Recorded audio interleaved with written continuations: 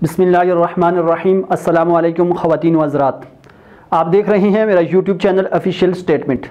उम्मीद करता हूं कि आप खैरियत से होंगे और दुआ करता हूं कि अल्लाह तबारक व तआला आप जहां कहीं भी हैं आपको खुश रखे और सलामती में रखे। वालिदैन की अदम तवज्जी, लाइल्मी और जहालत और जिनसी अबस, जिस वक्त ये सारी चीज़ें इकट्ठी होती हैं तो मुआशरा तबाही की तरफ जाता है और मुआशरे में एक बड़ी तबाही रोनमा पजीर होती है। मुआशरे में एक बड़ी तबाही रोनमा होती है। पिछले दिनों लाहौर के अंदर एक ऐसा ही वाक़या सामने आया था कि एक लड़की को ड्यूरिंग एबॉर्शन जो है उसकी डेथ हुई थी।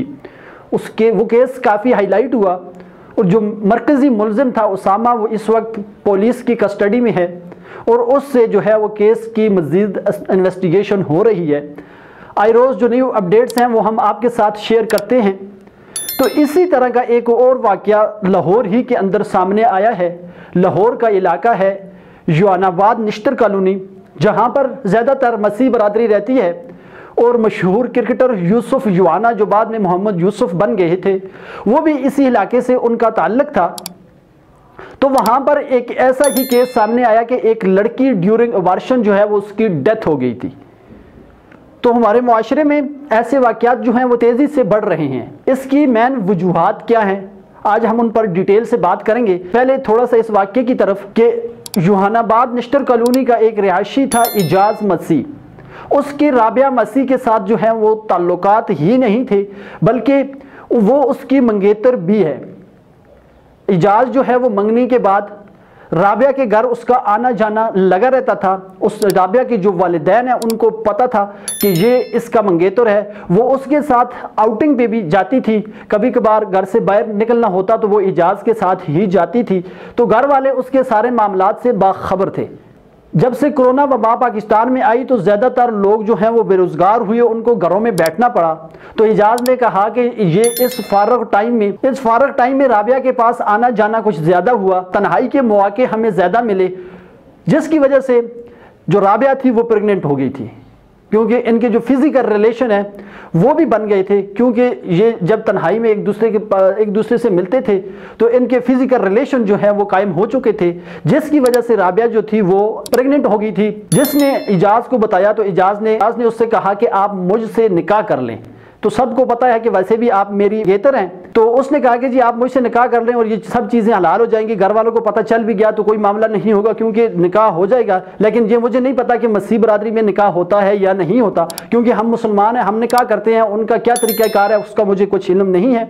लेकिन इजाज़ के बकौल इजाज़ ने कहा जी मैंने उससे फोर्स किया कि आप मुझसे निकाह कर लें और घर वालों को पता चल भी गया तो कोई मामला ज़्यादा ख़राब नहीं होगा। लेकिन राबिया बज़िद थी कि हम शादी जो है वो धूमधाम से करेंगे, हम बहुत सारे यादगार जो हैं वो बहुत सारी ऐसी चीज़ें हैं जिनको हम यादगार रखना चाहते हैं, इसलिए शादी से पहले प्रेगनेंसी अच्छी नहीं, मैं इसको ज़ाया करवाना चाहती हूँ, जिसको एबॉर्शन कहते हैं, इसकात हमल कहते हैं। तो इस मामले में इजाज़ ने उसकी ये मदद की कि इजाज़ की एक रिश्तेदारी थी जो नर्स थी, वो राबिया को उसके पास लेके गया। बिकौल इजाज़ के वहाँ पर ब्लीडिंग ज़्यादा हुई, जिसकी वजह से राबिया की डेथ हो गई। अब राबिया के घर वालों को ये पता था, राबिया अपने घर वालों को ये कह कर गई थी कि मैं इजाज़ के साथ बाहर दवाई लेने जा रही हूँ। चंद घंटे बाद राबिया के वालिद को फ़ोन आया कि आपकी बेटी जो है वो हार्ट अटैक की वजह से फौत हो गई है और उसकी हरकत कल्ब जो है वो बंद हुई है, जिसकी वजह से उसकी मौत वाक़ई हो गई है। तो आप फ़लाँ अस्पताल आ जाएं और राबिया की जो लाश है वो ले जाएं। लेकिन उस वक्त तक उनको इजाज़ के ऊपर कोई शक नहीं था, क्योंकि राबिया और इजाज़ के दरमियान जितने भी ताल्लुकात थे उनके दोनों के वालिदैन को पता था। तो इसलिए राबिया के वालिदैन को इतना शक नहीं आया। तो उन्होंने इस चीज़ को पहले पुलिस से दूर रखा और किसी के खिलाफ कोई FIR या किसी के खिलाफ कोई एप्लीकेशन नहीं दी। लेकिन जिस वक्त राबिया को गुस्ल दिया जा रहा था तो उस वक्त राबिया के जिस्म से जो है वो कुछ निशानात सामने आए हैं, जिसकी वजह से राबिया के वालिदैन को पता चला और उन्होंने दोबारा जाकर पुलिस स्टेशन में इजाज़ के खिलाफ जो है वो FIR दर्ज करवाई। इस बना पर कि राबिया के साथ राबिया की प्रेगनेंसी का तो खैर उनको नहीं पता पता था, लेकिन वो एक ही शक में थे कि राबिया को इजाज जब साथ लेके गया तो इसके साथ पहले ज्यादती की और ज्यादती के बाद इसको कत्ल किया गया राबिया के वालिदैन के बिकौल, क्योंकि उनको यही शक था कि इसके साथ पहले ज्यादती हुई है और फिर इसको जो है वो कत्ल किया गया है। लेकिन इस सारा मामला अपनी जगह, हमारा माशरा जो है वो एक तबाही की तरफ जा रहा है। हमारे माशरे में ऐसे वाकयात जो हैं वो बढ़ रहे हैं। इनकी बेसिक रीजन क्या है, जो आज हम इस पर बात करेंगे कि सबसे पहले वालिदैन की लापरवाही है, वालिदैन की अदम तवज्जी है। क्योंकि जिस वक्त बेटी या बेटा जवान हो जाएं तो उनका सबसे पहले निकाह करवाया जाए। अगर उनके ऊपर बलूगत आ जाती है, अगर वो इस उम्र को, इस स्टेज को पहुंच जाते हैं कि शादी करने के काबिल हैं, तो वालिदैन को इस मामले में बिल्कुल भी लापरवाही नहीं करनी चाहिए और इन चीज़ों को कतहन नहीं सोचना चाहिए कि मेरा बच्चा बेरोजगार है, इसके पास कोई कारोबार नहीं, इसके पास कोई मुलाजमत नहीं, ये अपने पाँव पर खड़ा नहीं हो सकता। वालिदैन को सिर्फ और सिर्फ इन चीज़ों को पीछे डालकर सबसे पहले अपनी औलाद की जो है वो निकाह करवाना चाहिए, क्योंकि ये जो नताइज सामने आते हैं ना, ये वालिदैन के लिए सारी जिंदगी का पछतावा है। इसके साथ साथ जिस वक्त बच्चा या बच्ची जवान हो जाता है और जवान होने के बाद वो जितने गुनाह करते हैं उनमें जो वालिदैन है वो बराबर की शरीक हैं, क्योंकि वालिदैन का ये फ़र्ज़ बनता है कि वो अपनी औलाद का जो जिनसी ख्वाहिशात है, जिस वक्त वो बालिग हो जाए तो उनका वो हक जिस तरह इस्लाम कहता है उस तरीके से अदा करें, क्योंकि वो उनके गुनाहों में शरीक न हो। इसके साथ साथ वालिदैन का एक और बड़ा जो कसूर है वो ये है कि वो अपने बच्चों को तालीम से आरास्ता नहीं करते, वो एजुकेशन नहीं देते औलाद को, क्योंकि जिस वक्त औलाद इन चीज़ों से लाइल्म होगी, उनको इन चीज़ों के बारे में पता नहीं होगा, तो फिर जाहिर बात है कि जिस वक्त इंसान बलोगत में जाता है तो उसके ऊपर एक नशा सवार होता है, उसका खून उस वक्त जोश मारता है, तो ऐसे वाक़यात जो हैं वो वकूअ पज़ीर होते हैं।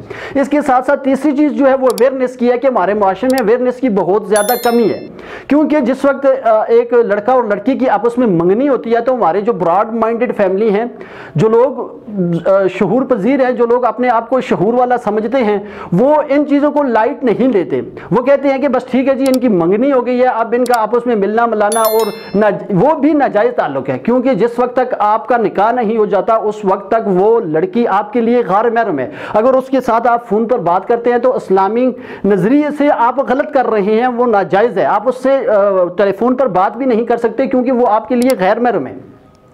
लेकिन ये सारी चीज़ें जो हैं ये इस्लाम के नुक्ते नज़र से गैर शरई हैं, तो इसलिए अवेयरनेस का होना भी जो है हमारे माशरे में बहुत ज़रूरी है, क्योंकि वालिदैन को इन चीज़ों पर भी नज़र रखनी चाहिए कि जिस वक्त मंगनी हो जाती है इसका ये मतलब नहीं कि ये उसकी बीवी बन गई है। बीवी उस वक्त बनती है जिस वक्त उनका निकाह पढ़ाया जाता है। तो माशरे में हम जिस वक्त निकाह को आम करेंगे तो उस वक्त जना के जो ऐसे वाक़यात हैं उनमें कमी आएगी, क्योंकि इस वक्त हमने निकाह को इतना मुश्किल कर दिया है जिसकी वजह से कुछ लोग खुद ब खुद ही जो है वो इस रास्ते पे चल पड़ते हैं और फिर ऐसे जो वाक़यात हैं, ऐसे दिलखराश वाक़यात जो हैं वो हमें इनका सामना करना पड़ता है और हमें ये चीज़ें फेस करनी पड़ती हैं।